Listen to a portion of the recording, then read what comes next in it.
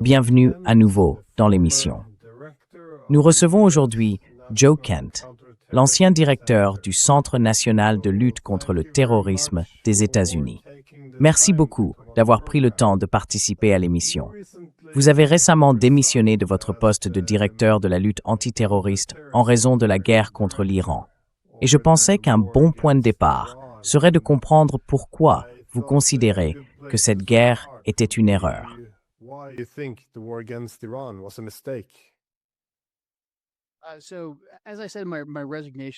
Comme je l'ai dit dans ma lettre de démission, je pense que l'Iran ne représentait aucune menace imminente pour nous, c'est-à-dire que l'Iran n'était pas sur le point de nous attaquer.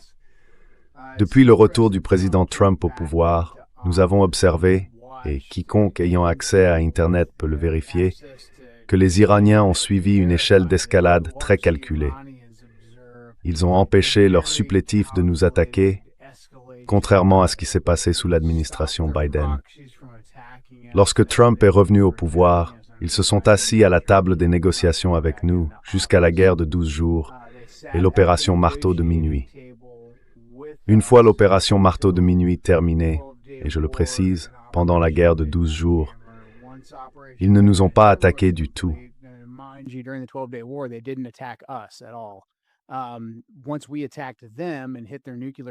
Une fois que nous les avons attaqués et frappé leurs sites nucléaires, ils ont répliqué en tirant à peu près le même nombre de missiles que nous avions largués de bombes sur un cadran très vide d'une base au Qatar. Puis ils sont immédiatement revenus à la table des négociations avec la communauté internationale. La seule menace imminente, comme l'a dit le secrétaire Rubio, venait des Israéliens. Les Israéliens ont attaqué l'Iran et nous savions que, durant cette phase de la guerre, les Iraniens considéreraient cela comme une menace existentielle pour leur régime, que l'objectif était un changement de régime. Et ils ont donc réagi en ripostant contre Israël. Mais encore une fois, toute cette série d'événements ne se serait pas produite si les Israéliens n'avaient pas attaqué. Il n'y avait donc pas de menace imminente.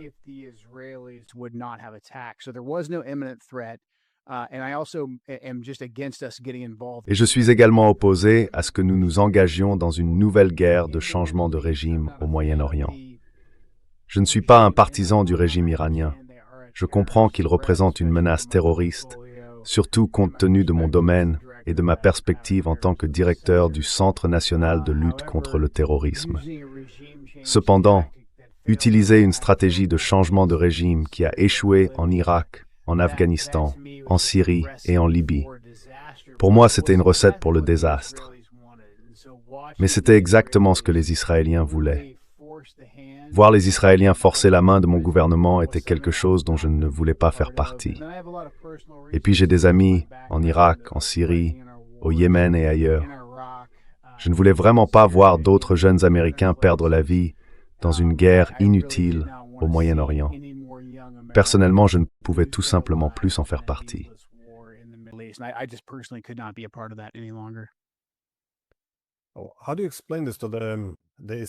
Comment expliquez-vous cette influence israélienne? Car on souligne souvent que bien que les intérêts d'Israël et des États-Unis se recoupent, ils ne sont pas exactement les mêmes. En réalité, au fil du temps, du moins ces dernières années, leurs intérêts semblent diverger de plus en plus. Alors, pourquoi Israël exerce-t-il une influence aussi forte sur la prise de décision à Washington en ce moment?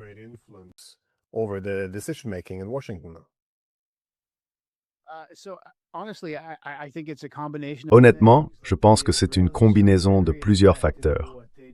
Les Israéliens sont très efficaces dans ce qu'ils font. C'est un petit pays, donc ils utilisent une approche très sophistiquée et à plusieurs niveaux pour influencer le gouvernement américain. Leur emprise sur le Congrès, à mon avis, est bien documentée. Ils disposent de comités d'action politique très actifs qui mobilisent des Américains favorables à Israël pour fournir beaucoup d'argent à différents candidats politiques, ce qui leur assure un certain degré d'accès. Nous entretenons également une relation très étroite avec les Israéliens en matière de partage de renseignements.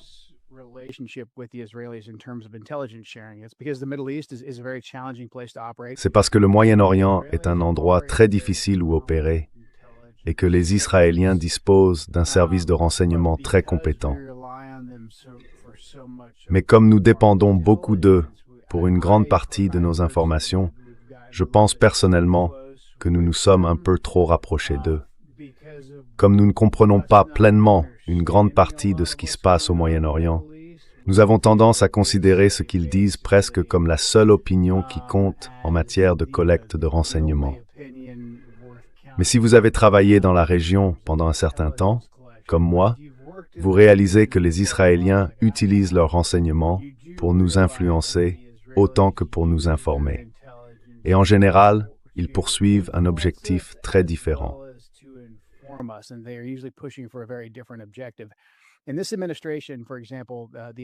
Dans cette administration, par exemple, les Israéliens ont très efficacement réussi à éliminer la possibilité d'une négociation entre le président Trump et les Iraniens. Or, le président Trump avait toujours affirmé que sa politique consistait à empêcher l'Iran d'obtenir une arme nucléaire. Les Iraniens, à leur manière, étaient d'accord avec cela. Le guide suprême, l'ancien guide suprême avant qu'il ne soit tué, avait émis une fatwa ou décret religieux interdisant à l'Iran de développer une arme nucléaire. L'Iran était donc essentiellement d'accord.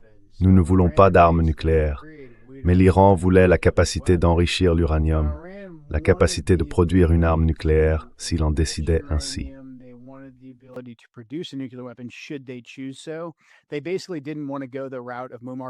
En gros, ils ne voulaient pas suivre la voie de Muammar Kadhafi en Libye et dire « Hey, on abandonne tout », ce qui les aurait rendus vulnérables à une guerre de changement de régime.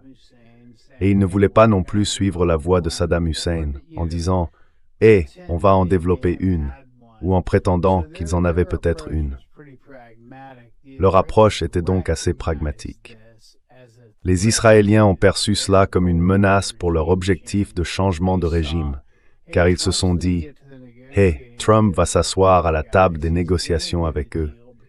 Il va conclure un accord, puisque le président Trump se targue d'être un négociateur. » Ce qu'ils ont donc cherché à faire, c'est utiliser leur réseau d'influence à plusieurs niveaux pour déplacer la ligne rouge de pas d'armes nucléaires à pas d'enrichissement. Aucun responsable américain n'a dit pas d'enrichissement dans cette administration.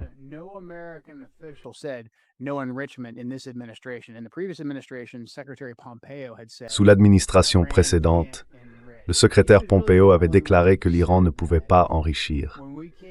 Mais en réalité, il était le seul à le dire. Lorsque nous sommes revenus en janvier 2025, les Israéliens ont utilisé leurs canaux officiels, mais aussi leurs relais médiatiques, des sympathisants pro-israéliens dans les médias et dans les cercles de réflexion, pour répéter sans cesse, en substance, la politique américaine, c'est pas d'enrichissement, ou enrichissement égale bombe. C'est-à-dire que si l'on peut enrichir de l'uranium, alors on va forcément avoir une bombe nucléaire. Et ils ont imposé cette idée par la répétition. Ils la diffusaient aux informations, et le soir même, ils allaient à la Maison-Blanche ou dans une agence de renseignement pour faire du lobbying en faveur de ces positions.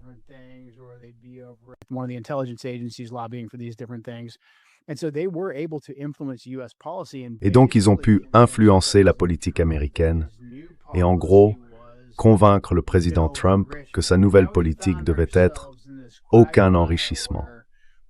Et maintenant, nous nous retrouvons dans ce bourbier où nous bombardons les installations nucléaires iraniennes. Nous leur retirons la capacité d'enrichir. Mais ensuite, les Israéliens reviennent immédiatement, comme vous avez entendu Mark Levin le faire à la télévision l'autre soir, et disent « Eh bien, il reste encore un peu d'uranium, et nous devons y aller. Et en fait, il ne suffit pas de le bombarder.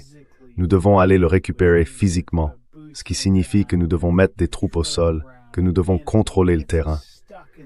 Encore une fois, cela nous enferme dans ce bourbier. Et donc, c'est précisément ce que j'appelle le camp pro-israélien, ou plutôt l'écosystème qu'ils ont développé à travers plusieurs niveaux de notre gouvernement.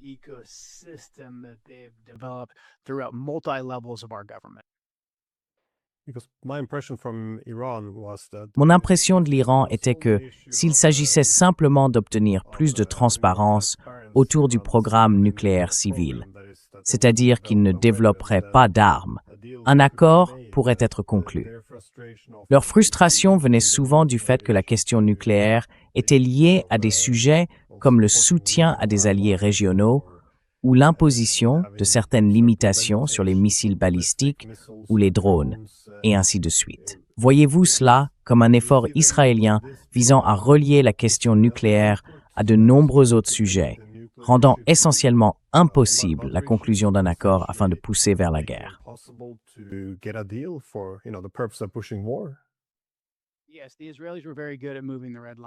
Oui, les Israéliens étaient très doués pour déplacer la ligne rouge. Lorsque le président Trump avait défini les négociations de manière très étroite autour de pas d'armes nucléaires, même dans le domaine de l'enrichissement, il restait une certaine flexibilité avant et après la guerre de 12 jours. Je veux dire, Stephen Witkoff est aussi un très bon négociateur, et lui et les Iraniens étaient engagés dans de véritables discussions sur le niveau d'enrichissement autorisé et sur la manière dont il serait contrôlé. C'était donc essentiellement un espace d'échange, le va-et-vient typique de toute négociation saine. Puis les Israéliens intervenaient en disant « Oh, mais en réalité, il ne s'agit pas seulement de l'enrichissement. Ce ne sont pas seulement les armes nucléaires, ce sont aussi les missiles balistiques. Vous ne réalisez pas que ces missiles balistiques peuvent atteindre vos bases. »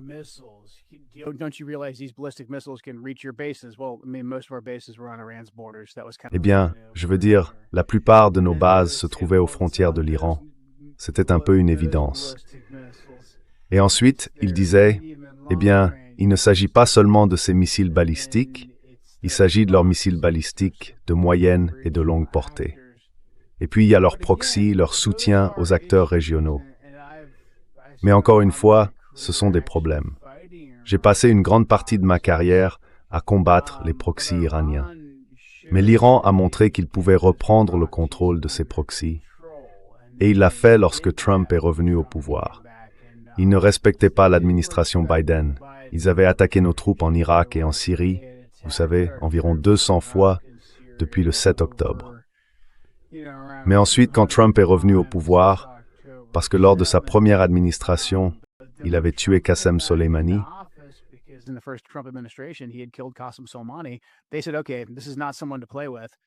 ils ont dit, d'accord, c'est pas quelqu'un avec qui jouer. Mettons les groupes par procuration sous contrôle. Et ils ont montré qu'ils en étaient capables. Donc encore une fois, nous étions dans un espace de négociation sain. Cette idée que l'on entend souvent de la part des responsables américains, selon laquelle l'Iran serait simplement composé de djihadistes psychopathes, comme s'ils faisaient partie de l'État islamique ou quelque chose du genre, et qu'il serait impossible de négocier avec eux. Je ne pense tout simplement pas que les faits soutiennent cela, d'aucune manière. Ils ont montré qu'ils respecteraient l'échelle de l'escalade. Et encore une fois, écoutez, je ne suis pas un partisan du régime iranien. Je ne suis pas un partisan du CGRI. J'aimerais que le peuple iranien s'en débarrasse. Malheureusement, nous avons fait reculer cet objectif. Je veux dire, il y avait des manifestants dans les rues, en janvier, protestant contre les conditions économiques en Iran.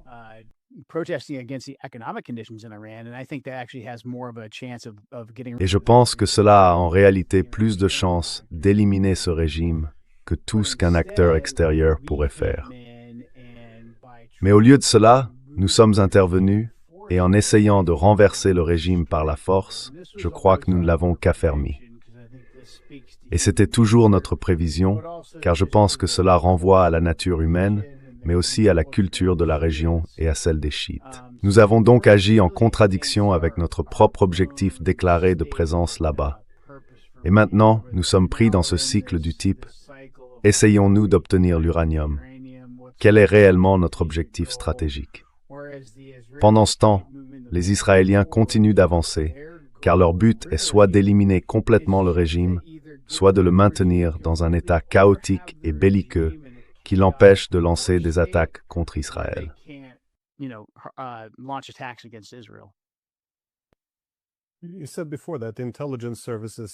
Vous avez dit plus tôt que les services de renseignement font en quelque sorte deux choses. D'une part, ils peuvent informer, mais ils peuvent aussi promouvoir une politique. Lorsqu'il s'agit de présenter le gouvernement iranien comme complètement irrationnel, vous savez, les mollahs fous qui voudraient simplement obtenir une arme nucléaire pour faire exploser le monde, est-ce quelque chose que l'on vend au public pour susciter du soutien? Ou bien, pensez-vous que certaines de ces idées sont réellement partagées par les décideurs?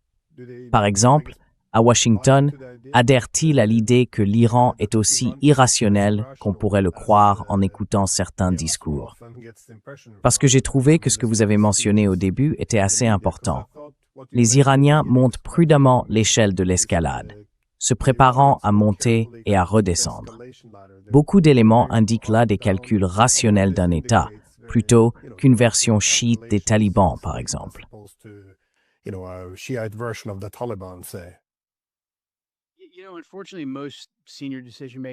Malheureusement, la plupart des décideurs de haut niveau, à moins d'avoir une expérience préalable du Moyen-Orient, doivent gérer un portefeuille si vaste qu'ils n'ont pas le temps d'étudier ces questions en profondeur. Très souvent, ils n'ont pas le temps de mener une analyse approfondie avec un expert qui travaille sur ces sujets depuis des décennies. Cette expertise leur est accessible, certains en profitent, mais beaucoup n'en ont tout simplement pas le temps. Et encore une fois, c'est là que les Israéliens savent très bien jouer une main faible. Ils utilisent leur accès aux hauts responsables, généralement par des canaux politiques, mais aussi à travers des échanges officiels entre gouvernements.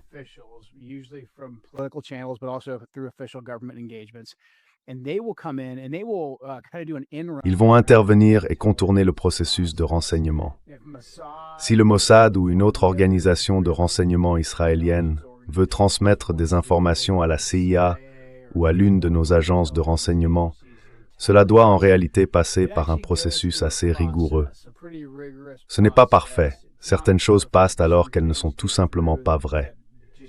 Mais il existe tout de même un processus et un certain scepticisme y est appliqué.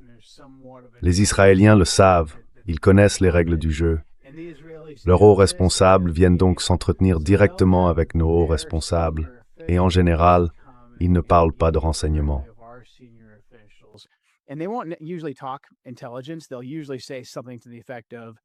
Ils disent généralement quelque chose comme « Vous savez, ils sont à 2 semaines d'obtenir la bombe. Et vous savez, vous ne voulez pas être celui qui sera tenu pour responsable de ces ayatollahs fous. » Parce que ayatollah, ça sonne déjà fou, non? Vous ne voulez pas que l'ayatollah obtienne la bombe, parce qu'alors ce sera sur votre conscience. Et ensuite, ce sera répété le soir même dans les médias conservateurs, généralement dans ce cas sous l'administration Trump. Mais nous avons aussi vu cela se produire sous des administrations précédentes, dans les médias démocrates également. Ils utilisent donc cette chambre d'écho de manière très efficace. Et c'est aussi ainsi qu'ils contournent le processus de renseignement.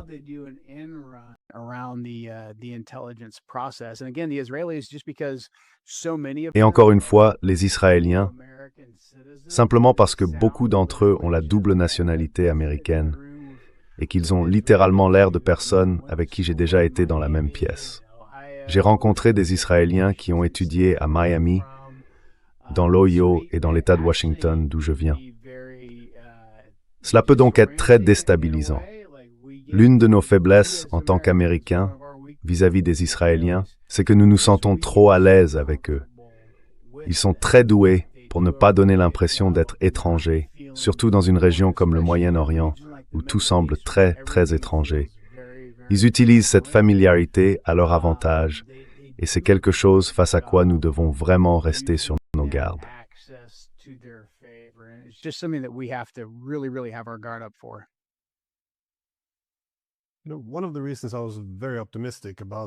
L'une des raisons pour lesquelles j'étais très optimiste quant à la réélection de Trump, c'est qu'il faisait de gros efforts pour mettre fin à la guerre par procuration en Ukraine.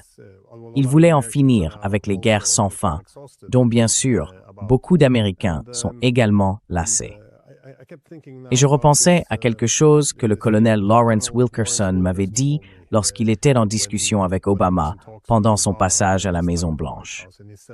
Il m'a dit qu'il existait à Washington un fort parti pris en faveur de la guerre. C'est ce qu'Obama avait confié au colonel Wilkerson. Et je me demandais, comment expliquer cela? Pourquoi, selon vous, Trump a-t-il pris la voie d'un conflit avec l'Iran? Car il semblait très sincère au départ dans son désir de ne pas s'engager dans ces guerres sans fin. En fait, je pense qu'il a été le premier président depuis des décennies à traverser toute sa première administration sans déclencher une nouvelle guerre. Alors, pourquoi pensez-vous qu'il a changé d'avis sur cette question?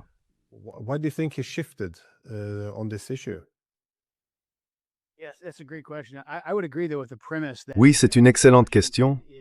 Je suis d'accord avec l'idée que Washington est en général favorable aux guerres. Il y a évidemment l'aspect du complexe militaro-industriel. Je veux dire, Washington, D.C.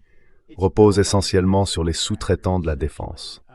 Donc il y a très peu de résistance quand on veut lancer une nouvelle guerre, armer un nouveau groupe par procuration ou s'engager dans une nouvelle opération indirecte. C'est, si l'on peut dire, le paramètre d'usine bipartite par défaut de Washington, D.C. Dans ce cas, je pense que le président Trump, encore une fois, les Israéliens, la manière dont ils l'ont influencé, et aussi je pense qu'ils ont joué sur sa psychologie d'une certaine façon. Ils lui ont dit, regardez, vous avez déjà accompli des choses historiques avec votre armée. Vous avez réussi à intervenir et à éliminer le dirigeant au Venezuela.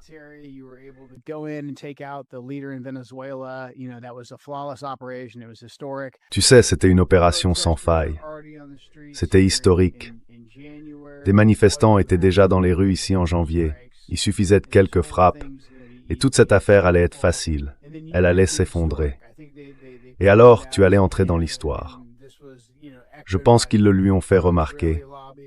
Et cela a été repris par le lobby pro-israélien, mais aussi par beaucoup de types plus néoconservateurs et néolibéraux qui disaient « Écoute, l'Iran a été un problème pour chaque président.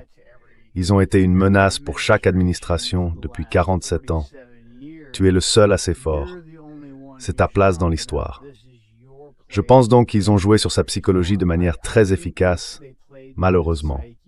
Et je pense que beaucoup des instincts de Trump, et c'est l'homme que je connais, lui disaient « Ne tombe pas dans le piège. »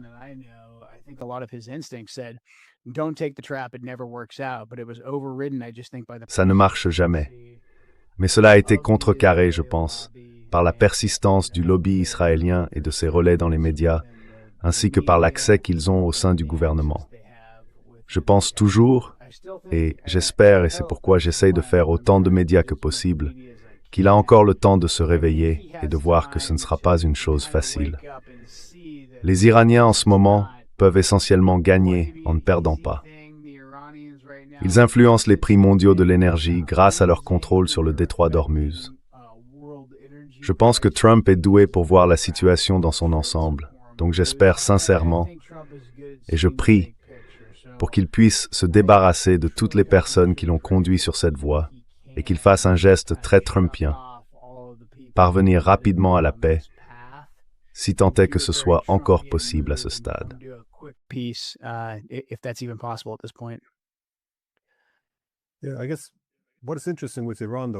Ce qui est intéressant avec l'Iran, cependant, c'est qu'il ne semble pas y avoir de véritable domination dans l'escalade à son égard.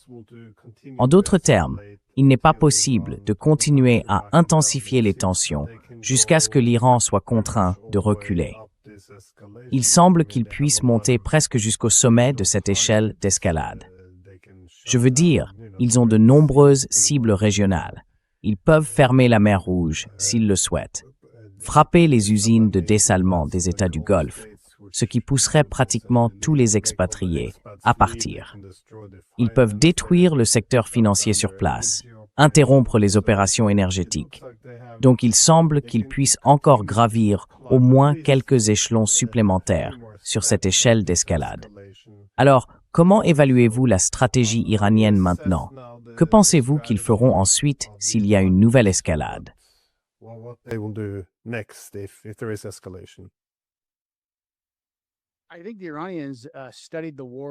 Je pense que les Iraniens ont étudié les guerres des 2 dernières décennies, à l'Est et à l'Ouest, et qu'ils ont compris qu'on peut essentiellement gagner en ne perdant pas. Pour eux, il s'agit donc de préserver une partie suffisante de leur direction, et ils ont manifestement une grande profondeur dans cette direction. Je pense qu'elle a en réalité été renforcée par les frappes que nous avons menées. Il y a actuellement beaucoup de soutien pour le régime, alors qu'il y a seulement quelques mois, il y en avait probablement moins. Mais ils ont aussi fait un travail très impressionnant dans la fabrication et la dispersion de leurs missiles balistiques et de leur capacité de drone.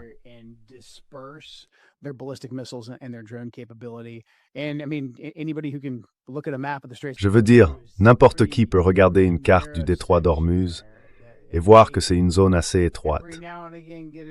S'ils parviennent, de temps en temps, à y faire passer un drone, un missile balistique ou quelques mines, alors ils perturbent l'approvisionnement énergétique mondial, et ils le savent. Je pense que la manière dont ils utilisent les Chinois et d'autres grandes puissances en disant « Hey, vous pouvez faire passer votre pétrole. Nous n'allons pas commercer en dollars, mais vous êtes les bienvenus pour utiliser le détroit d'Ormuz » est très astucieuse de leur part. Et ils savent aussi, sur le plan politique, que cette guerre ne sera plus populaire à mesure qu'elle s'éternise.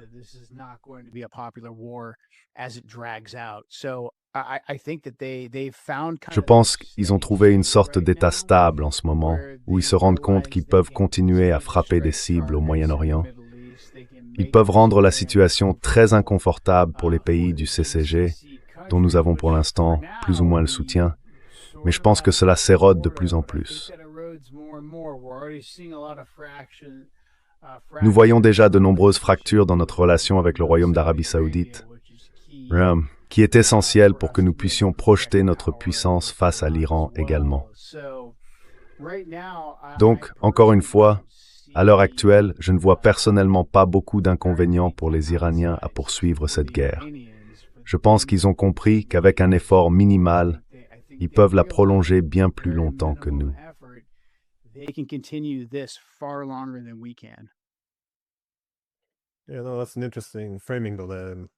C'est une manière intéressante de présenter les choses. S'ils tiennent bon, ils peuvent gagner. C'est l'une des leçons tirées de nombreuses guerres, de, je suppose, le Vietnam à la guerre d'Irak. Les États-Unis remportaient toujours les batailles.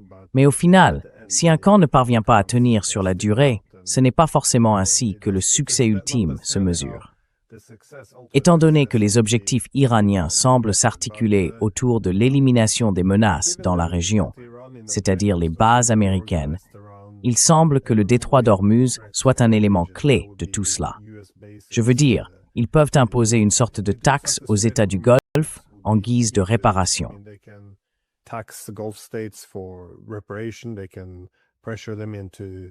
Ils peuvent les pousser à retirer les bases américaines de leur territoire. Ils peuvent aussi, comme vous l'avez dit, inciter les pays à vendre leur pétrole dans des devises autres que le dollar. Une grande partie de cela semble viser à désengager les États-Unis de la région. Pensez-vous que ce soit possible? Je veux dire, les États-Unis peuvent-ils partir ou, disons, déclarer la victoire et rentrer chez eux, tant que le détroit d'Ormuz n'est pas sous contrôle américain? Parce qu'il ne semble pas non plus possible de le placer sous contrôle américain. Je peux me tromper, bien sûr.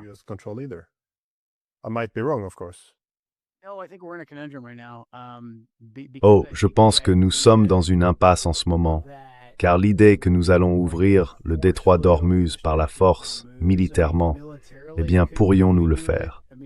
Je veux dire, il nous faudrait probablement constituer une coalition pour y parvenir. Je pense que nous pouvons toujours rassembler suffisamment de matériel et de puissance militaire pour accomplir quelque chose temporairement. Mais comme nous venons de le dire, même si nous ouvrons temporairement le détroit d'Ormuz, les Iraniens finiraient par reprendre pied, utiliseraient des tactiques d'insurrection et rendraient le détroit moins sûr, ce qui perturberait à nouveau le transport international d'énergie. Donc, je ne pense pas que nous puissions le faire à long terme. Pourrions-nous le faire très rapidement, sans que cela dure? Je suis sûr que oui. Mais je pense qu'au bout du compte, tout cela se résumera pour nous à une analyse coût-avantage.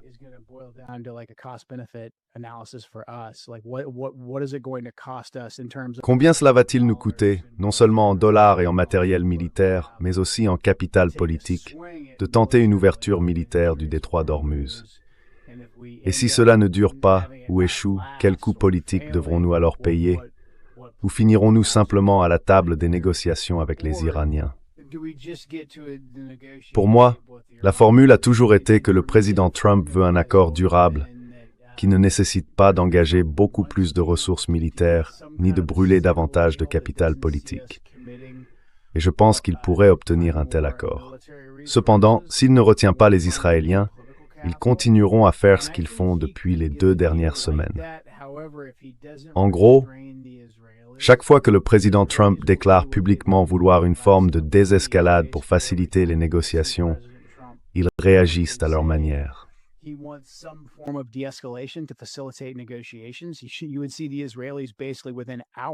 Vous verriez les Israéliens, en gros, intervenir en quelques heures et bombarder littéralement les cibles que le président venait tout juste de dire de ne pas frapper. Il avait déclaré « Nous n'allons plus toucher aux infrastructures énergétiques ». Les Israéliens arrivaient aussitôt et frappaient les infrastructures énergétiques pour maintenir la guerre parce qu'ils craignent que le président Trump n'obtienne une négociation et ne les mette de côté. Exactement. Je pense que, pour qu'il y ait la moindre possibilité d'un accord qui rouvre les détroits, un accord qui nous permette, à nous et à nos alliés du Golfe, de préserver nos relations et de revenir à quelque chose d'à peu près comparable à ce que nous avions auparavant, il faut d'abord contenir les Israéliens. Sinon, nous allons simplement nous retrouver pris dans ce cycle sans fin.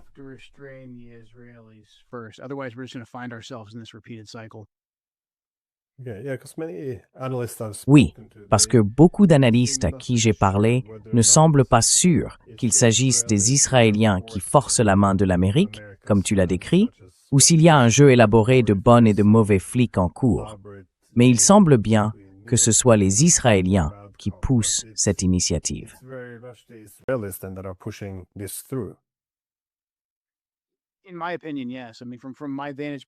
À mon avis, oui. Je veux dire de mon point de vue, c'est parce que nous avons toujours eu un objectif très limité en Iran. La plupart des gens dans cette administration, du moins publiquement, reconnaîtraient que l'idée d'un changement de régime n'a tout simplement jamais fonctionné auparavant. Personne ne veut essayer de la défendre. Personne ne veut même en parler. Mais les Israéliens la voulaient vraiment, vraiment. Et maintenant que nous nous engageons sur cette voie du changement de régime, il semble bien que les Israéliens soient aux commandes.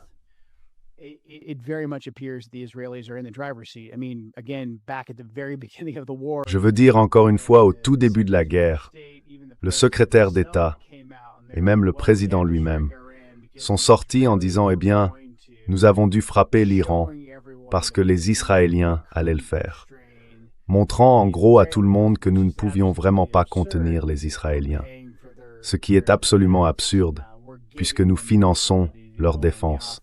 Nous leur donnons les moyens de passer à l'offensive. Nous les aidons à défendre leur propre patrie. Donc encore une fois, ce manque d'équilibre dans notre relation et l'influence qu'ils exercent sur notre gouvernement, ils prennent de très grandes décisions que nous finançons, à la fois en termes de coûts réels, mais aussi en vies humaines.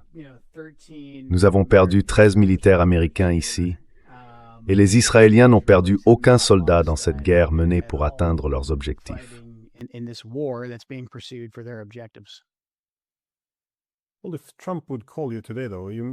Eh bien, si Trump vous appelait aujourd'hui, vous avez mentionné qu'il souhaite une forme de désescalade pour parvenir à un accord. À quoi pourrait réellement ressembler un tel accord? Parce que jusqu'à présent, il semble que les États-Unis et l'Iran soient à des lieues l'un de l'autre. Quel pourrait être un accord possible? Impliquerait-il la mise en place d'une sorte d'architecture de sécurité commune pour la région? Ou comment les intérêts fondamentaux de sécurité de l'Iran, ainsi que ceux des États-Unis, pourraient-ils être harmonisés? Ou bien est-il tout simplement impossible d'avoir un accord politique global qui permettrait de désamorcer la situation et de nous sortir de ce conflit.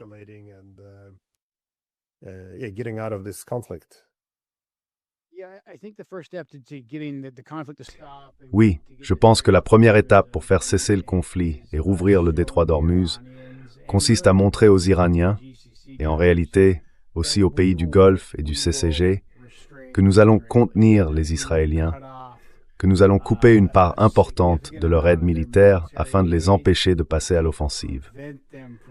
Je pense que nous devons être très fermes, et probablement fermes publiquement avec les Israéliens, et leur dire « Vous ne passerez plus à l'offensive. Nous vous aiderons à défense, mais nous ne citons aucune opération offensive si vous mènez rien. »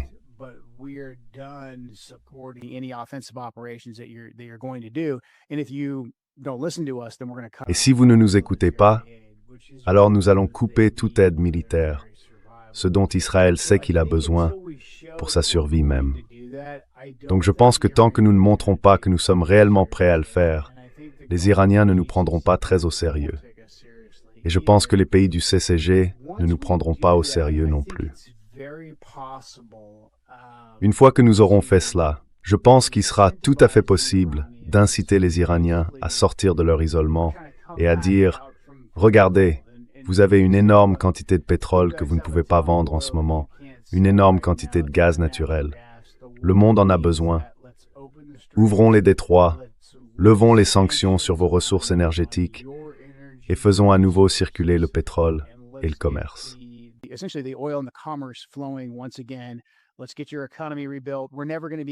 Reconstruisons votre économie.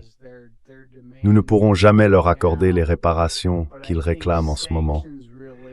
Mais je pense qu'un allègement des sanctions et une certaine retenue de la part des Israéliens les amènerait à la table des négociations et pourrait même, je crois, changer la donne. Je ne veux pas être trop optimiste, mais je pense que nous pourrions amorcer un tournant dans la région, où tout le monde pourrait au moins convenir que ces guerres que nous menons, pratiquement sans interruption depuis même avant le 11 septembre, mais vous savez, depuis les 20 à 40 dernières années, selon la manière dont on fait le calcul, n'ont été productives pour personne. Et il serait préférable que nous réglions nos différends à la table des négociations, plutôt qu'à travers ces guerres sans fin.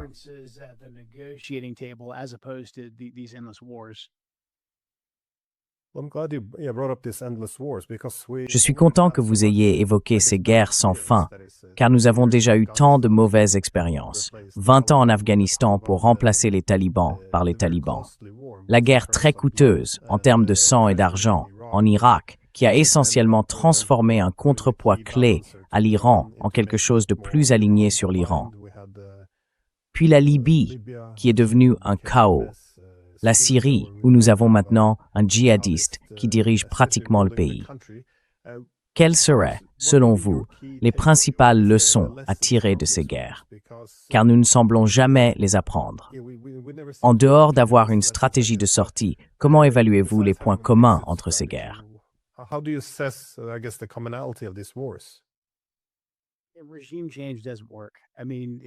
Le changement de régime ne fonctionne pas. Je veux dire, nous n'allons pas pouvoir venir de 11 000 kilomètres de distance, dans une culture complètement différente, et par la force des armes, renverser le dirigeant pour ensuite être accueilli en libérateur par la population. Je ne sais pas combien de fois nous devons revivre cela. Rien que la nuit dernière, Mark Levin, que j'aimerais ignorer, mais que le président écoute, suppliait sur les réseaux sociaux que nous armions l'opposition iranienne afin de semer le chaos en Iran et de renverser les dirigeants. C'est toujours la même formule, encore et encore. Donc, franchement, je pense que toute personne qui plaide pour une quelconque forme de changement de régime au Moyen-Orient devrait être exclue de tout cercle de politique étrangère, simplement parce que cela a eu des conséquences désastreuses.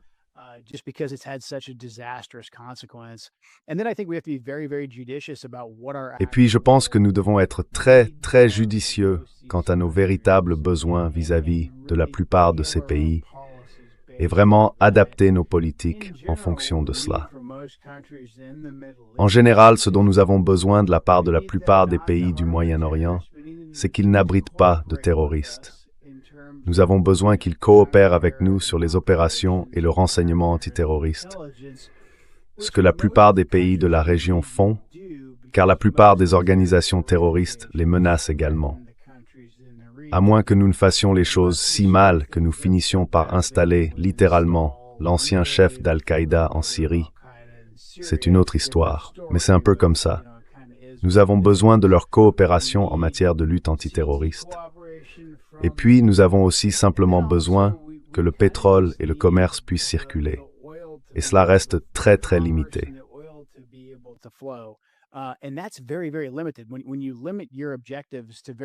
Lorsque vous limitez vos objectifs à des choses très réalistes dont notre pays et la plupart des pays occidentaux ont réellement besoin, cela devient assez simple.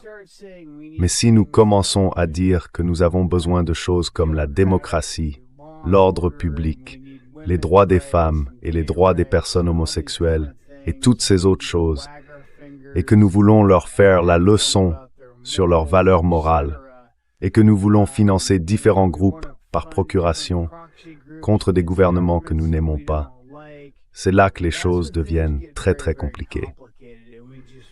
Nous nous retrouvons simplement pris dans un cycle sans fin d'implication dans une région qui franchement me semble importante. Je ne dis pas qu'elle ne l'est pas, mais je ne pense pas qu'elle soit aussi importante que d'autres événements dans le monde. Donc encore une fois, nous devons savoir ce dont nous avons réellement besoin dans cette région.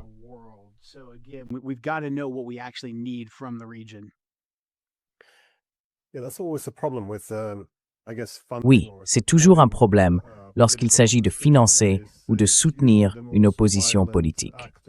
Ce sont généralement les acteurs les plus violents qui finissent par prendre le dessus lors d'un changement de régime, d'une guerre ou d'une révolution. Si l'on remonte à la Première Guerre mondiale, les Allemands, cherchant à soutenir une opposition en Russie pour en retirer les Russes du conflit, ont fini par faire venir Lénine et ont ainsi largement contribué à la révolution bolchevique. Ce qui, oui, leur a ensuite valu d'avoir à gérer l'Union soviétique pendant les décennies suivantes. Et il semble que ce soit la même chose dans la plupart de ces guerres par procuration. Je veux dire, en 1999, quand nous avons combattu contre la Yougoslavie, nous avons soutenu l'UÇK, l'armée de libération du Kosovo, que, eh bien, au moins, les républicains aux États-Unis à cette époque reconnaissaient comme étant composés de personnages très peu recommandables. Ils étaient impliqués dans de nombreuses formes de criminalité, mais aussi, vous savez, dans différents groupes d'opposition à travers le Moyen-Orient. Mais vous avez évoqué un exemple. Vous avez dit que nous avions aidé à installer un dirigeant d'Al-Qaïda en Syrie. Je suppose que ce n'était pas le résultat idéal. Comment voyez-vous la contribution des États-Unis à la formation ou à l'armement, ou en gros au fait de placer Giuliani, du moins de le mettre dans la position présidentielle qu'il occupe aujourd'hui?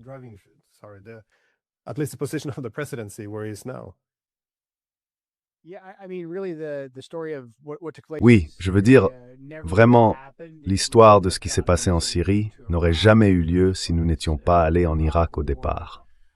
La guerre d'Irak a conduit à cela, en termes de formation de l'État islamique et d'Al-Qaïda dans la région.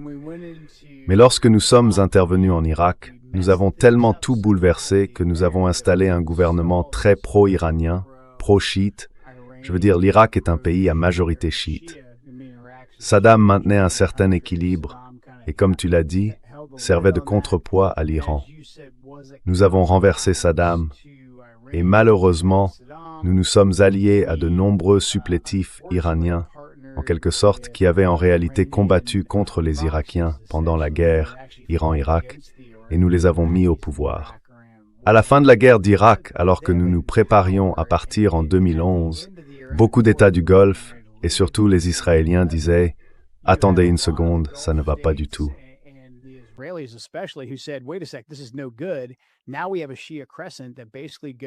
Nous avons maintenant un croissant chiite qui s'étend pratiquement de Téhéran jusqu'à Damas. Bagdad est pour eux une immense base de déploiement. Les Israéliens ont toujours été en désaccord avec Assad, car celui-ci soutenait le Hezbollah soutenaient le Hamas et aidaient l'Iran à le faire. Nous avions donc ce croissant chiite, et encore une fois, nous avons dû aller éteindre un incendie que nous avions nous-mêmes allumé. La Syrie est en quelque sorte l'opposé de l'Irak. On y avait un Assad alaouite, une variante du chiisme, mais la majorité du pays était sunnite. Ainsi, lorsque nous avons entrepris de lancer ou d'encourager, selon la manière dont on le voit, le printemps arabe et le soulèvement populaire, eh bien le printemps arabe a commencé en Tunisie.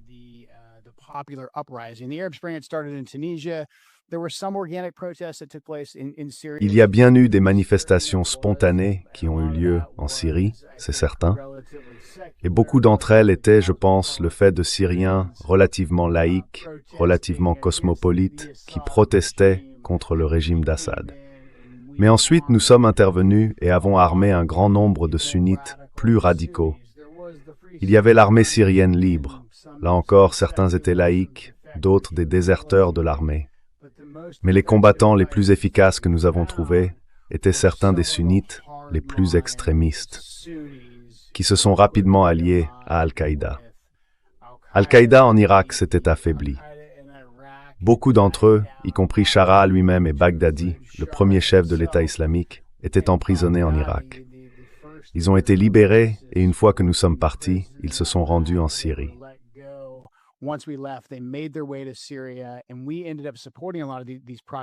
Et nous avons fini par soutenir beaucoup de ces groupes par procuration, en pensant qu'ils allaient nous aider contre Assad.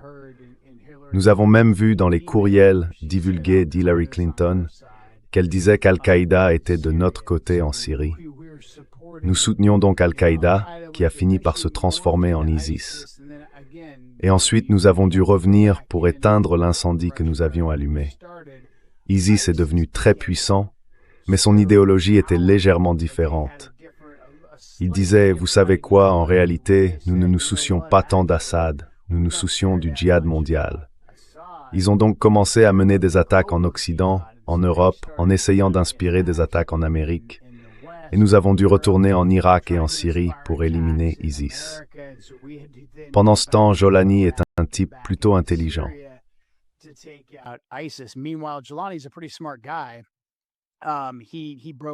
Il s'est séparé de l'État islamique. Il voulait rester concentré sur son pays d'origine, la Syrie.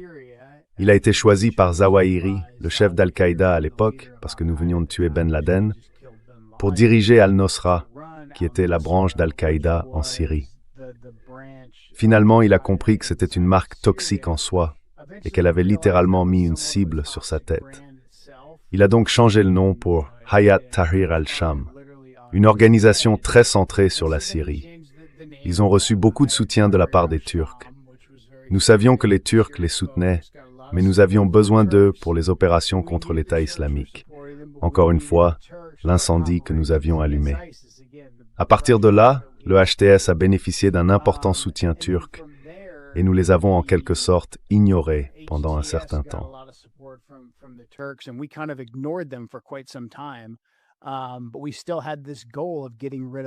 Mais nous avions toujours cet objectif de nous débarrasser d'Assad, parce qu'encore une fois, Assad représentait une menace pour les Israéliens, il soutenait le Hamas et le Hezbollah. Nous avons donc permis aux Turcs, nous avons soutenu les Turcs dans leur soutien au HTS. Et finalement, ils ont réussi à renverser le régime d'Assad. Encore une fois, c'est là que les instincts initiaux du président Trump, je pense, étaient justes. En décembre, après son élection mais avant son investiture, et après la chute du régime d'Assad, le président Trump a déclaré « Et la Syrie est un désastre. Elle l'a toujours été, et franchement, ce n'est pas notre affaire. » Ce qui, à mon avis, était la bonne approche. Malheureusement, les Turcs ont réussi à rebaptiser Jolani en Al-Shara et à faire croire que nous pouvions transformer la Syrie en ce grand lieu cosmopolite sur la Méditerranée.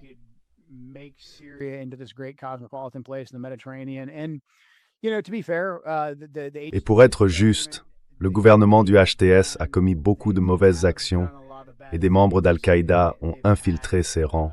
Ils sont très sympathiques envers les membres d'Al-Qaïda. Ils ont accueilli des combattants étrangers. Cependant, il semble qu'il y ait au moins un élément du gouvernement de Shara qui essaye de stabiliser la Syrie. Le verdict n'est donc pas encore rendu sur la façon dont cela va fonctionner. Personnellement, je ne fais pas confiance à Shara. Je ne fais pas confiance à son gouvernement. Mais c'est là où nous en sommes avec la Syrie. Encore une fois, la seule raison pour laquelle nous devons consacrer autant d'efforts à cela, c'est parce que nous avons tenté cette guerre de changement de régime. Nous avons été entraînés sur cette voie par les Israéliens. L'Irak nous y a conduits au départ. Et c'est un peu l'une de ces situations, quand on connaît toute cette histoire, comment pouvons-nous encore emprunter cette voie dans un autre pays du Moyen-Orient?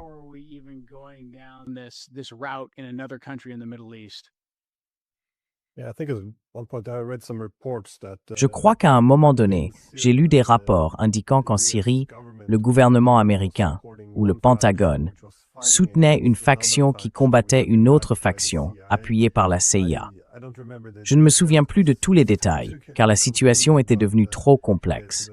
Mais on dirait que nous nous sommes retrouvés piégés dans un jeu extrêmement compliqué. Comment voyez-vous l'évolution de la Syrie aujourd'hui? Parce qu'une grande partie de la coalition anti-Assad reposait essentiellement sur le simple fait d'être anti-Assad. En d'autres termes, une fois Assad écarté, nous nous sommes soudainement retrouvés avec la Turquie, Israël et les différents groupes désormais sous Jolani en Syrie. Et bien sûr, les États-Unis ont leurs propres intérêts.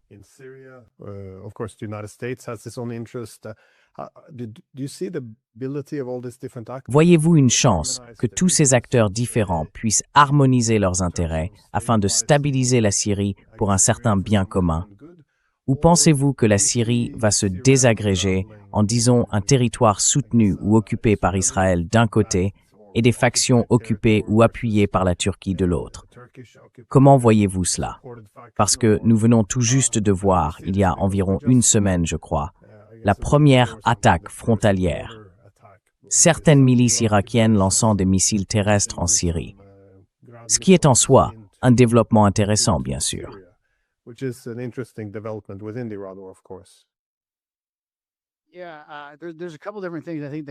Oui, il y a plusieurs choses différentes qui, selon moi, pourraient se produire en Syrie.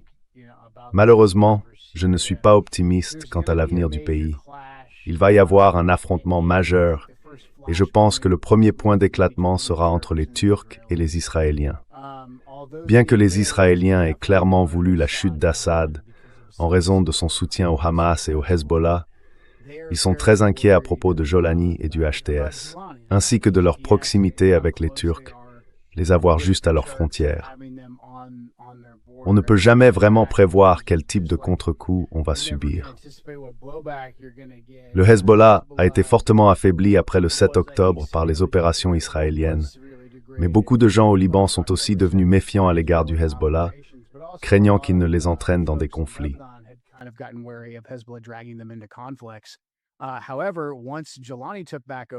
Cependant, une fois que Jolani a repris le contrôle et qu'un gouvernement sunnite affilié à Al-Qaïda s'est essentiellement installé à leurs frontières, ils se sont souvenus que, 10 ans plus tôt, lorsque l'État islamique tentait de franchir leurs frontières, c'était le Hezbollah qui les avait repoussés. Cela a donc donné au Hezbollah un élan politique considérable pour regagner le soutien de la population. Les Israéliens, en revanche, se méfient de Jolani. Ils soutiennent les Druzes au sud et entretiennent des relations avec certains Alaouites. Ils sont donc en désaccord avec les objectifs des Turcs et considèrent également ces derniers comme une menace régionale existentielle. Je pense que les intérêts israéliens et turcs vont finir par s'affronter en Syrie. Cela place Jolani dans une position très précaire, car il ne veut fâcher ni l'un ni l'autre. Il souhaite entretenir de bonnes relations à la fois avec les Israéliens et évidemment avec les Turcs.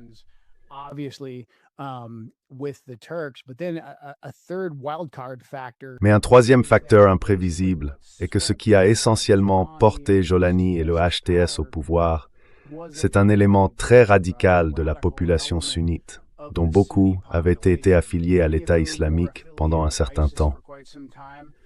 Maintenant que l'État islamique est en grande partie vaincu, beaucoup d'entre eux sont prêts à dire qu'ils n'en sont plus membres ou qu'ils font partie d'un nouveau groupe. Mais ils restent très extrémistes et veulent que Jolani adopte une position ferme contre Israël. Ils veulent aussi qu'il soutienne un type de gouvernement sunnite, plus traditionnel et désintéressé. Ainsi, si Jolani réprime ces éléments et devient un bon partenaire pour nous en matière de lutte contre le terrorisme, cela le mettra en conflit avec la base de soutien qu'il a portée au pouvoir au départ.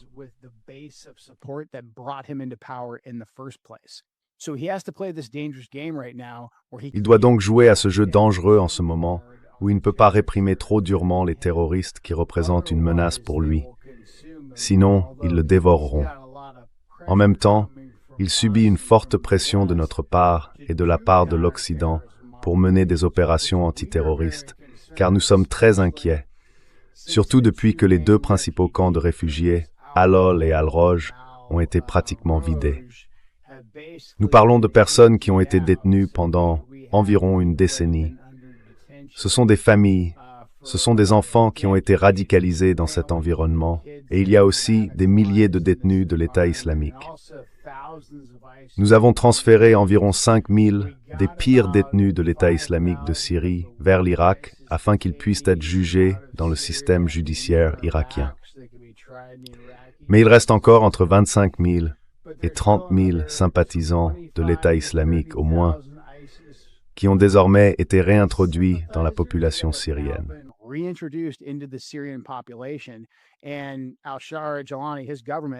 Et Al-Shara Jolani, son gouvernement, ils n'ont pas la capacité de suivre toutes ces personnes, de s'assurer qu'elles se réintègrent réellement dans la société. Donc elles sont un peu livrées à elles-mêmes. Juste sous la surface, il y a, en quelque sorte, l'architecture de ce qui fut le califat islamique avec lequel il doit composer. Et s'il réprime trop durement, il risque d'en être victime. S'il ne réprime pas assez, il va perdre le soutien de l'Occident. Et pendant ce temps, sans que j'aie de sympathie particulière pour Jolani, au nord et au sud, il a deux maîtres rivaux, la Turquie et Israël. Donc cet endroit pourrait s'embraser très très rapidement compte tenu de toutes les tensions dans la région.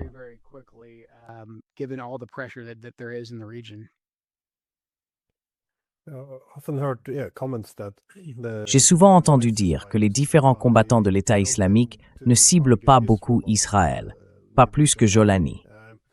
Mais j'ai récemment réalisé une interview avec Ted Postol, un scientifique nucléaire au MIT, spécialisé dans les armes nucléaires et leur système de livraison. Il expliquait que si Israël se sent désormais acculé et estime que la guerre contre l'Iran est en train d'être perdue, il pourrait envisager de recourir à une arme nucléaire. Il a ajouté que ce serait une erreur tragique, car bien que l'Iran ne soit pas un État doté de l'arme nucléaire, il pourrait être considéré comme un État du seuil, ou du moins disposer de suffisamment de savoir-faire et de matériel pour assembler une bombe, même si ce n'est probablement pas quelque chose qu'il ferait.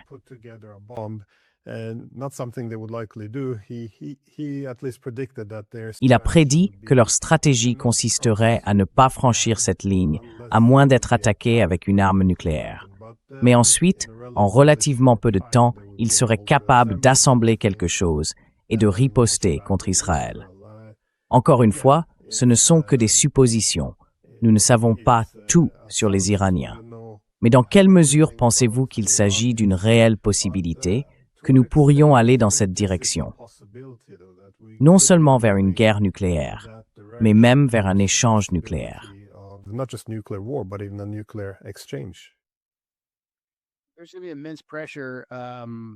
Il va y avoir une pression immense de la part des partisans de la ligne dure en Iran, quel que soit celui qui finira par diriger le pays, que ce soit le fils de l'ayatollah, que nous considérons déjà comme un peu plus radical que son père. Et je suis sûr que voir son père se faire tuer ne l'a pas du tout modéré. Je pense que beaucoup d'ultras qui poussaient l'ancien ayatollah à se diriger vers l'arme nucléaire vont se sentir justifiés, car l'ancien ayatollah, avant que nous le tuions, disait « Eh, c'est une bonne position pour nous, nous ne voulons pas développer d'armes nucléaires. »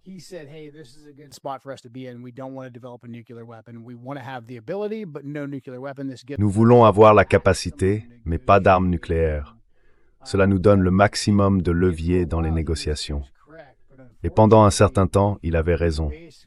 Mais malheureusement, nous avons en quelque sorte détruit, littéralement tué, cette école de pensée. Alors maintenant, tous les durs, et je préviens les gens, ces durs ne sont pas à prendre à la légère. Je veux dire, ce sont les types qui étaient les élèves de Qassem Soleimani, qui nous ont combattus en Irak, qui nous ont combattus en Syrie, qui ont financé et formé le Hezbollah. Au fil des années, ce sont des gens très sérieux. Ils disent maintenant, vous voyez, on vous l'avait dit, on ne peut pas négocier avec les Américains, on ne peut pas négocier avec les Israéliens.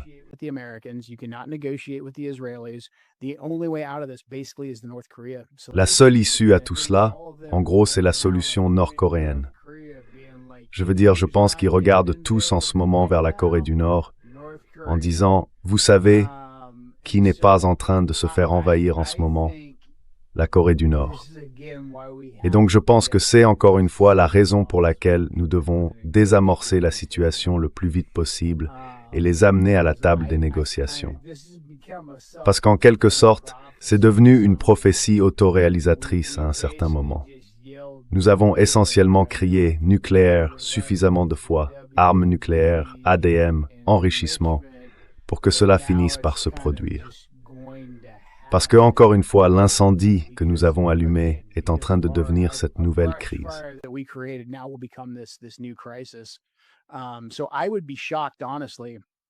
Honnêtement, je serais vraiment surpris si, logiquement parlant, les Iraniens ne cherchaient pas activement à se doter d'une arme nucléaire.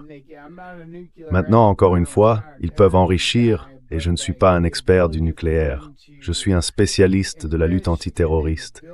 Mais leur capacité à enrichir et ensuite à fabriquer une bombe, même une très simple, ils pourraient probablement le faire. En ce qui concerne un système de livraison, ils sont bons en balistique, etc.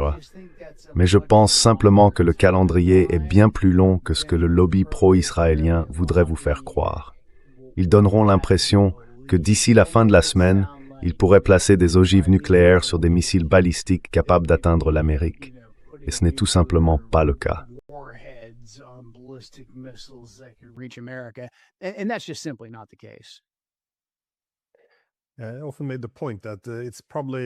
J'ai également souligné que nous devrions probablement espérer que les Iraniens disposent de nombreux drones et missiles balistiques. Tout simplement parce que s'ils ne possèdent pas de moyens de dissuasion conventionnels, ils seront plus enclins à rechercher la dissuasion ultime, à savoir bien sûr l'arme nucléaire.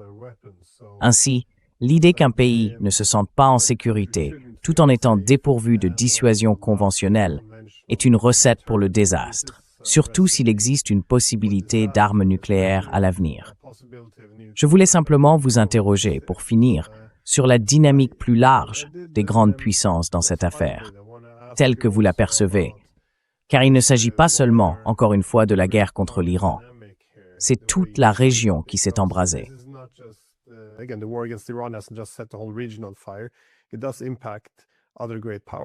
Cela a effectivement un impact sur les autres grandes puissances, qu'il s'agisse de la Chine ou de la Russie. Par exemple, sous l'administration Trump, je sais avec certitude qu'il y avait beaucoup d'enthousiasme, plus qu'auparavant, à l'idée qu'il serait peut-être possible d'améliorer les relations bilatérales. Après la guerre froide et la période post-guerre froide, nous avions connu environ un siècle de relations difficiles. Et l'idée était que les Russes pourraient considérablement renforcer leurs liens avec les États-Unis, puisqu'ils n'ont pas vraiment beaucoup d'intérêts conflictuels en dehors de l'OTAN. Mais bien sûr, la guerre en Iran a également influencé leur manière de penser. Et on pourrait dire la même chose de la Chine. Je me demandais simplement comment vous percevez l'influence de cette guerre sur la dynamique plus large entre grandes puissances.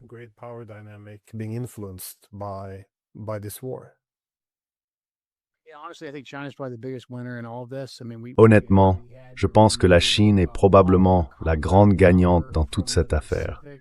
Je veux dire, nous avons dû déplacer une grande partie de notre puissance de combat hors du Pacifique.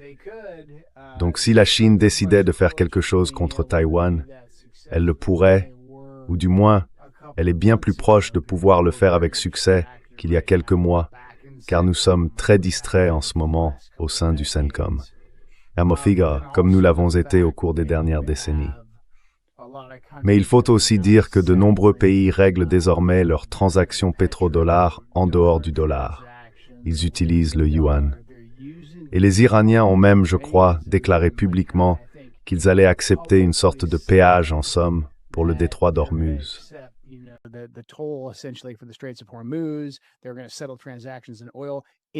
Ils vont régler les transactions pétrolières en yuan. Je veux dire, c'est une menace directe pour le pétrodollar, ce qui constitue une menace directe pour le dollar en tant que monnaie de réserve. Donc, en termes de stratégie à long terme, tout cela joue parfaitement en faveur de la Chine. Et c'est ainsi que la Chine mène son combat. Je pense que si nous nous soucions de la compétition entre grandes puissances, et nous le devrions, nous devons être très attentifs à ce que la Chine fait actuellement à l'échelle mondiale. C'était une erreur catastrophique car ça a joué directement en leur faveur. La dynamique avec la Russie, à mon avis, est très intéressante. Je pense que nous donnons à la Russie l'occasion, en somme, de nous faire ce que nous lui avons fait en Ukraine. Et le président Trump l'a même dit lorsqu'un journaliste lui a demandé « Est-ce que les Russes fournissent une quelconque forme de renseignement ou de soutien aux Iraniens ?» Trump a répondu quelque chose comme « Eh bien, s'ils le font, ils diraient probablement que c'est ce que nous leur avons fait. » En Ukraine. Mais aussi en ce qui concerne la manière dont nous essayons de faire pression sur la Russie. Je ne suis pas d'accord avec cette approche. Je ne pense pas qu'elle ait vraiment fonctionné. Nous essayons de faire pression sur la Russie en sanctionnant tout leur pétrole, leur gaz et leurs ressources naturelles.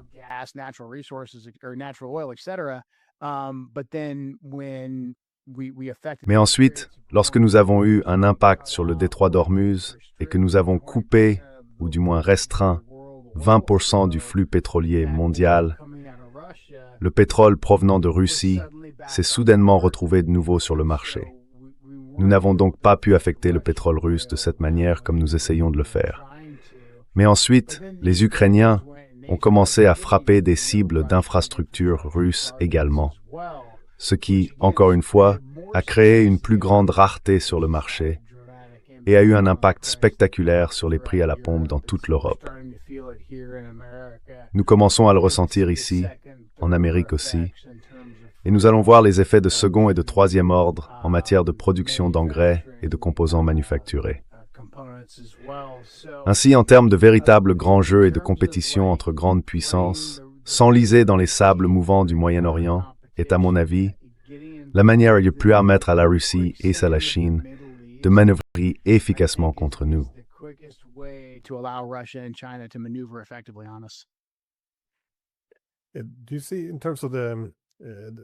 Voyez-vous, en ce qui concerne les guerres sans fin dont vous avez parlé, la guerre en Ukraine dans le même contexte. Parce qu'en Ukraine, nous avons fait quelque chose de similaire. Nous avons commencé à soutenir des forces quelque peu radicales. Je pense au secteur droit et à tous ces différents groupes. Avec le temps, nous ne semblons plus vraiment avoir de contrôle là-dessus. J'ai au moins l'impression que Trump aimerait voir Zelensky faire des concessions pour mettre fin à cette guerre, mais il n'a pas réussi à les obtenir de lui. Comment voyez-vous cela? Comment expliquez-vous que Trump n'ait pas pu mettre fin à la guerre qu'il espérait terminer? Je suppose qu'il avait l'intention sincère d'arrêter la guerre en Ukraine, ou du moins la participation de l'Amérique à celle-ci, assez rapidement.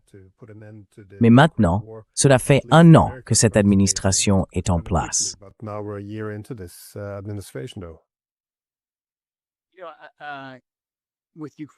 Oui. En ce qui concerne l'Ukraine, je pense qu'au moment où Trump est arrivé au pouvoir, la Russie était déjà en train de gagner. Et les Russes ont simplement une vision très différente de ce que signifie gagner par rapport à nous en Occident. Je veux dire, les Russes sont parfaitement à l'aise avec l'idée de perdre des milliers d'hommes et de s'épuiser dans une guerre d'usure, littéralement mètre par mètre. Correspondent like se considérer leur territoire. Et nous n'étions préparés à cela.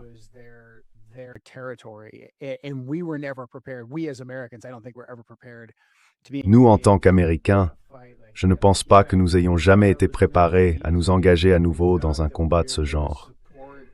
Je crois que nous pensions que ce serait facile.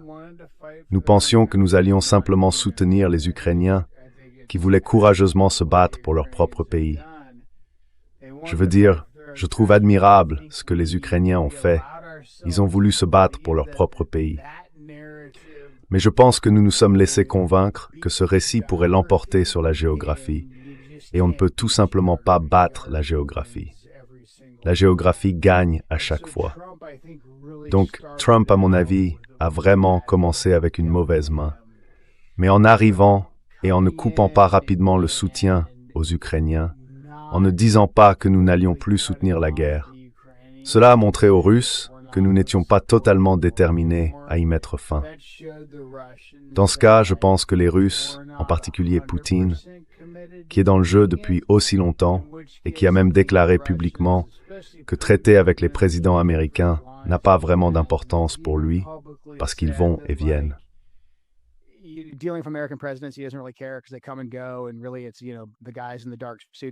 Et en réalité, ce sont, vous savez, les types en costume sombre qui sont aux commandes.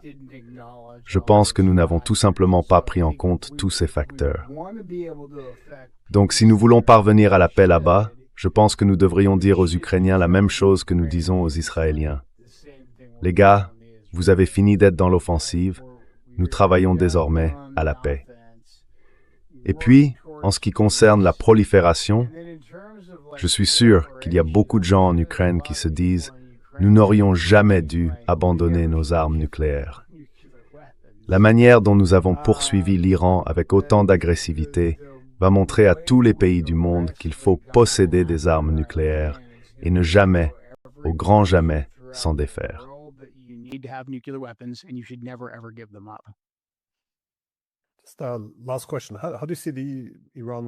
Dernière question. Comment voyez-vous la guerre en Iran se terminer maintenant? Je veux dire, je sais que vous n'avez pas de boule de cristal. Il y a beaucoup d'acteurs avec des intérêts divergents et beaucoup de choses qui peuvent mal tourner ou dont nous ignorons simplement les intentions. Mais d'après votre position actuelle, en observant la direction que tout cela prend, pensez-vous que nous allons continuer à gravir l'échelle de l'escalade? Ou comment voyez-vous la fin de tout cela?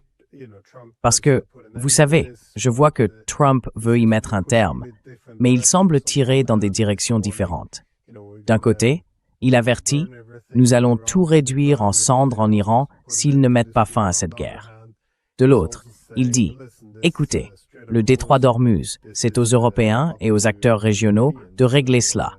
Nous pourrions simplement rentrer chez nous. » Alors, comment voyez-vous les choses? Si vous deviez faire une prédiction, et je ne vous en tiendrai pas rigueur puisqu'il y a trop de variables inconnues, vers quoi pensez-vous que cela se dirige?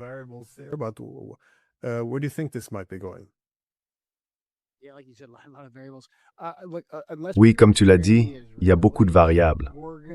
Écoute, à moins que nous ne contenions les Israéliens, nous allons simplement retomber dans ce cycle. Maintenant, ce cycle peut se dérouler très rapidement ou il peut prendre un peu plus de temps. Trump va faire une sorte d'annonce ce soir, et comme tu l'as dit, cela pourrait être lui disant « Hey, vous là-bas, au détroit d'Ormuz, c'est fini pour nous » ou bien « Nous allons poursuivre la guerre, nous allons l'intensifier ». Cela pourrait être une manœuvre de diversion, je ne sais pas. Mais à moins que nous ne contenions les Israéliens, nous allons finir par nous engager dans quelque chose qui rouvre le détroit d'Ormuz, tu sais, en bricolant une alliance.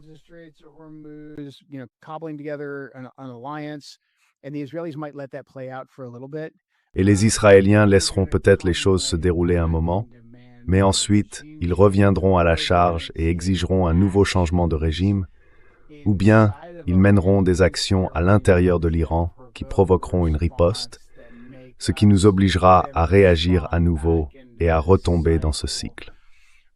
Je crains que si nous déployons des troupes au sol, non seulement nous perdrons davantage de vies américaines, mais qu'en plus, lorsque cela arrivera, la réaction émotionnelle du peuple américain sera « Hey, nous avons déjà perdu des vies ici.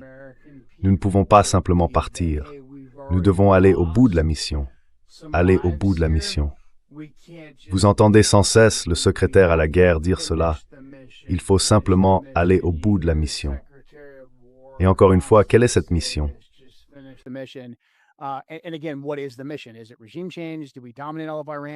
Est-ce un changement de régime? Allons-nous dominer tout l'Iran? Comment ferait-on même cela?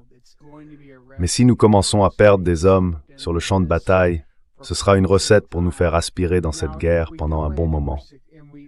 Maintenant, si nous intervenons et que nous réussissons un raid spectaculaire de type commando pour détruire l'uranium, je pense que c'est ce que Trump entend au moins comme une option possible, parce que Levin en parle. Et même si nous réussissions cela, je pense que ce serait encore un coup de marteau à minuit. Puis dans 6 mois, les Israéliens reviendront vers nous ou entreprendront une action qui nous fera replonger dedans.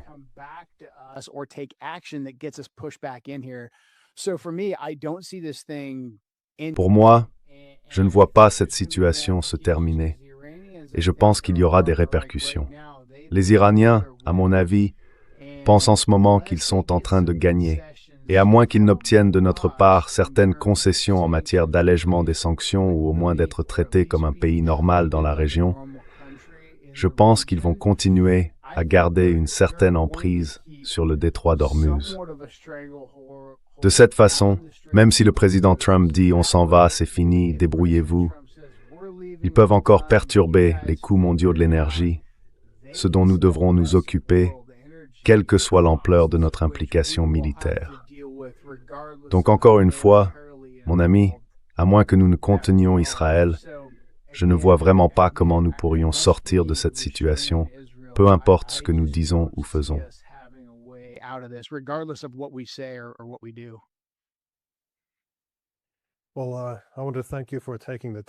Eh bien, je tiens à vous remercier d'avoir pris le temps et je partage vos inquiétudes chaque fois que la guerre devient une affaire d'émotion. C'est, je crois, un problème que l'on retrouve chez beaucoup de dirigeants politiques à travers l'Occident politique. Des dirigeants qui s'expriment souvent par des slogans émotionnels. Leur dirigeant est mauvais, soit on le bombarde, soit on le renforce. Ce genre de rhétorique ne nous mène jamais à rien de bon. Elle apparaît toujours, je suppose, en l'absence de stratégie. Donc oui, j'ai été attristé de vous voir quitter votre poste. Nous avons besoin de gens pleins de bon sens, mais je peux bien sûr comprendre d'où venait votre objection. Alors merci encore d'avoir pris le temps. Merci, Pou. Souhaite un plaisir de discuter avec vous.